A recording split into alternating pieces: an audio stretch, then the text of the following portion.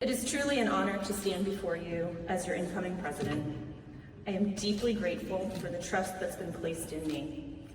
In 2012, sitting in the audience at my first ever AOPO annual meeting in Chicago, I never imagined that one day I would be among the leaders who have been at the helm of this impactful organization. After 25 years in healthcare, I can say this community represents some of the most dedicated, mission-driven professionals I have ever worked with. Before we look ahead, I want to take a moment and reflect on something simple but profound. What we do matters every single day. It's easy to lose sight of this as we get mired in our daily routines, emails, and data. So much data. We sit at the crossroads of loss and hope, grief and generosity, compassion and innovation. We are entrusted with moments that most people will never experience, but will impact lives in ways that extend far beyond themselves. It's an immense responsibility and privilege that unites us in a shared purpose. And sometimes we're reminded of that impact when we meet a donor family or a recipient whose lives have been changed by the work that we do. Just a few weeks ago, New England Donor Services hosted its third annual golf tournament, an event I always enjoy because it brings me face to face with the people at the heart of our work. I was stationed at the 15th hole, and as you can tell, I'm not an introvert, so they put me out there greeting and meeting people. And I wanted to ask each golfer what their connection to donation was. One group included 3 recipients, among them the first ever combined heart and kidney recipient and one of the transplant centers in our region. Then another group of young men in their early 30s pulled up. When I asked their connection to donation, they pointed to their friend Harry. He walked over, full of life, and told me he had just received a new heart at the beginning of this year, and he was out on the golf course. He was waiting in the hospital for months and finally received a gift of life. Enjoying a day that just last year he could only have hoped for. Harry and every person who has ever received or is waiting for the gift of life is why we do this work. Over the last 12 months, as Jeff highlighted in his presentation yesterday, AOPO and its members have made tremendous progress despite enormous obstacles. We've navigated complexity, uncertainty, evolving expectations, moving goalposts, not to mention relentless negativity from media and Congress. Yet we've continued to advance with purpose and with passion. As I reflect on these challenges and how we will chart our course ahead, I'm reminded of a part of my life that shaped how I approach uncertainty and strategy. As Steve shared, growing up on boats, I sailed on both the lake and the ocean, 2 very different environments. As a lake kid, I was told the tides would throw us off, and maybe they did once or twice when we flipped the boats over and the waters of Boston Harbor are not warm nor clean. Remember, my sneakers were stained brown. But by adjusting our course, studying conditions, and staying determined, we learned and even won a few regattas. And my kids do love to comment on my hair. My hair was a thing, you know? It's a lot. This experience has shaped how I tackle other challenges put in front of me. Sailing is not only about looking ahead, it's about learning from what's behind you and adjusting in real time. The view over your transom tells the story about where you've been and what's chasing you down. Is the weather changing? Are the winds shifting? As with the environment we are navigating today, looking back will be important to determine how we proceed. That same mindset is reflected in the progress this community has made over this past year. Let me highlight a few key areas where we've made meaningful strides. Across the country, opioids have continued to adapt to a rapidly changing regulatory environment and performance expectations. AOPO has helped to drive system-wide improvement and accountability by advancing new performance metrics, stronger national data partnerships, and greater standardization, all aimed at improving transparency and outcomes across the donation and transplant system. AOPO has continued to play a critical role in advancing our mission at the national level Over the past year, we have engaged more actively with dozens of policymakers, including a meeting in February with Dr. Mehmet Oz, Administrator of CMS. Having physicians at the table, particularly as Dr. Oz, as you know, is a former cardiac transplant surgeon, was essential. The presence of Drs. Pouch and Strom as medical advisors strengthened this discussion, enhanced credibility, and ensured our perspectives were conveyed with the clinical insight necessary to resonate and build meaningful connections. We have continued to strengthen relationships with HRSA and CCSQ to ensure continuous communication on the work we're doing to underscore the importance of patient safety and the urgency at which the new metrics should be considered and adopted. We've also continued to push forward in innovation in donor management practices, technology integration, hospital partnerships, and process optimization. The nation surpassed 46,000 organs transplanted from deceased donors, moving closer to the shared goal of 50,000 annual organs transplanted in 2026. In 2025, DCD made up 49% of deceased donors, up from just 30% in 2021. That's a 94% increase just over 5 years. Advances like NRP, machine perfusion, and aggressive targeted allocation strategies have fueled that growth. And while some OPOs saw donor numbers decrease last year, those same OPOs simultaneously saw an increase in organs transplanted due to these very innovations. Continuous innovation is necessary to improve performance, ultimately leading to more lives saved. And while we've made meaningful progress, I think we would all agree the environment we're operating in today feels very different. It is unlike anything we've seen before, and the landscape continues to shift. We are entering a pivotal moment in the evolution of the organ donation and transplant system. The CMS final rule and its implementation have fundamentally changed how OPOs are evaluated. We are seeing in real time the potential for significant upheaval as multiple OPOs face decertification or forced competition. In fact, nearly 2/3 of OPOs could be impacted under the current rule, creating an unprecedented level of change across our system, and the IPPS will further create instability. And with this comes uncertainty. Uncertainty for OPOs, hospital partners, and most importantly, the patients and families we serve. The goal of these changes, greater accountability, improved performance, increases in organs transplanted, is aligned with our mission.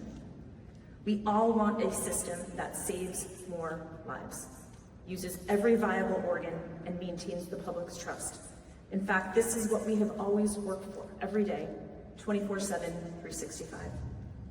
We cannot allow a system designed to improve performance to unintentionally fragment the very collaboration that makes success possible. And so, as we move together, our role, individually and as AOPO, is critical. So the question becomes, how do we navigate forward from here? I step into this role seeing 3 priorities that will guide our course over the next year.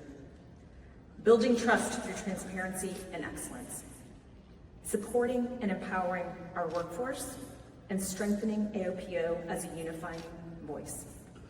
As leaders in uncertain times, we can't control the wind, but we can control how we respond. The destination, our purpose, our mission, doesn't change, but the course, that requires constant calibration. Because ultimately, leadership isn't about waiting for perfect conditions. It's about thoughtfully and strategically guiding people forward no matter what the weather brings. In a time of increased scrutiny, transparency isn't optional, it's essential. Trust is foundational to everything we do. We must strengthen data integrity, ensure consistency, and demonstrate accountability. Not just because it's required, but because it's critical to maintaining public trust. When families say yes to donation, they are placing immense trust in us and in the system. Let us commit to earning that trust every day. Our work with Econometrica will provide clearer, more actionable metrics, helping us better understand performance, strengthen that transparency, and drive continuous improvement. By aligning around shared, data-driven insights, we can build a more unified and high-performing system. Just as importantly, these new metrics represent a turning point, moving beyond past challenges to embrace a future defined by transparency, collaboration, and progress. Supporting and empowering our workforce is something I'm particularly passionate about. We must continue to focus on the people who make this mission possible, our teams. And as an HR professional, I have a genuine appreciation for the work our teams do 24/7 to make donation possible. Through it all, our teams are working tirelessly to fulfill our mission, but they need our leadership. They're not expecting us to predict the weather. They're looking for clarity, steadiness, and confidence.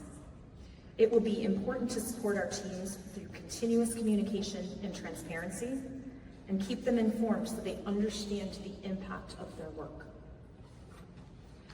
As Steve mentioned, I have had the privilege of observing this work firsthand. Weeks before the pandemic, I had the opportunity to join a team on a flyout to DC for a heart recovery. The donor was in his early 40s, my age at the time. And when the team paused to read the family statement in the OR, I fought back tears as his 8-year-old daughter shared what she would miss. Playing basketball, going for ice cream, and reading books. That night I had missed bedtime with my own children, so this hit very close to home. I was witnessing the intersection between one family's profound loss and another's second chance at life. A silver lining in an otherwise horrific situation. I walked away from this experience with new insight into how leadership can best support staff doing this incredible work in the field. I remember getting home at 6 a.m. after being up all night, instilled with both a sense of gratitude and passion for what I had just experienced. At one point, I remember saying to my husband, maybe I'll go back to nursing school. He looked at me and he's like, that is not happening. It's probably for the best. I'll stick with the business side of things. And at the beginning of 2024, I observed another recovery to see NRP in action. I watched as the donor's liver made bile, his kidneys made urine, and his intestines pinked up. His organs that otherwise may not have been transplantable just months earlier before NRP was available in New England were placed on pumps and sent on their way to transplant centers and the recipients whose lives this donor hero would save. These experiences reinforce something I carry into leadership every day.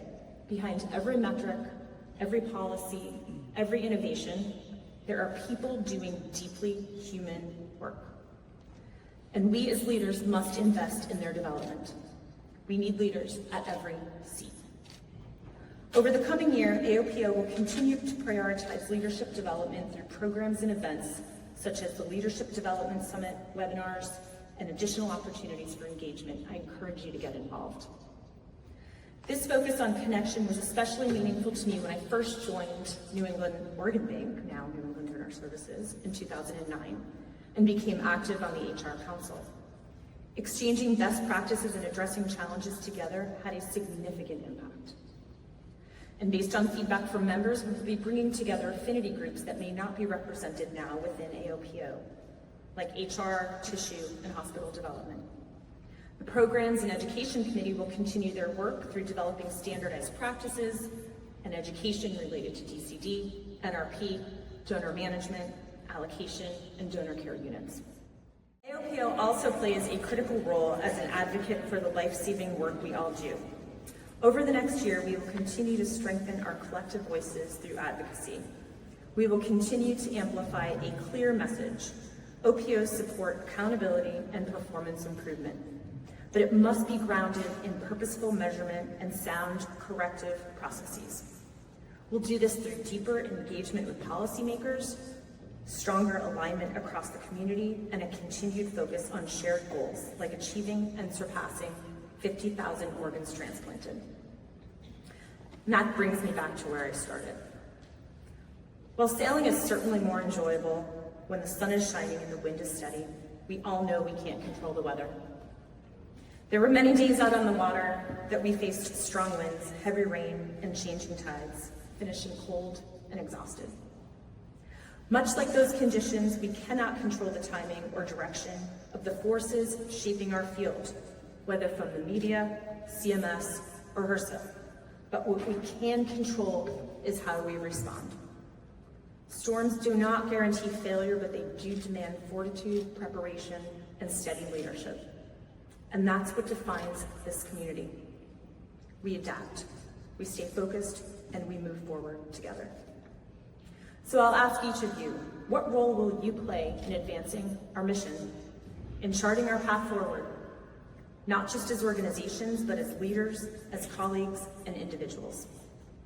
Each of us, regardless of our OPO size, structure, or tier designation, has a role to play in shaping what comes next. And that starts with how we show up. There will be moments in the coming year where the circumstances we face are outside of our control, just like the weather. But how we respond and how we advocate is what matters most. I want to close with this. In recent years, the storms have been relentless. The water's rough, the tide's unpredictable, and at times the wind's against us. But this community hasn't just endured, we have persevered, we have advanced, and we continue to demonstrate our unwavering commitment to saving more lives. Together, we have achieved 13 consecutive record-breaking years of organs transplanted and continue moving toward 50,000. We are part of something extraordinary. Every day, because of this community, lives are saved, healed, and transformed. Be proud of that, and believe, as I do, that together we have the expertise, the experience, and the resolve to navigate whatever lies ahead. Thank you for your dedication, thank you for your leadership, and thank you for the difference you make every day. I look forward to navigating this next year together.